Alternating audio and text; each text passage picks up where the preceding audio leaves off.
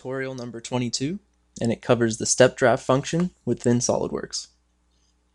In this tutorial, we're going to use the same part that we made in the last drafting tutorial. All that we're going to do though to get back to the perfect square is click the draft, right-click it, and click suppress. Now we're back to the perfect square that we first started out with. Let's click draft. Let's change the type of draft to a step draft.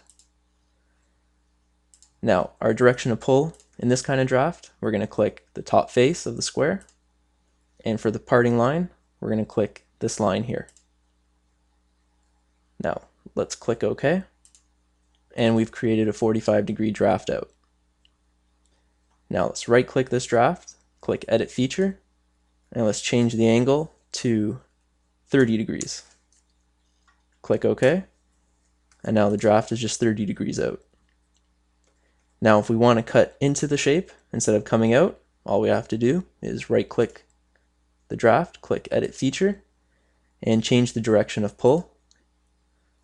Click OK, and now we've cut into the shape. And this concludes our tutorial on the step draft function within SolidWorks.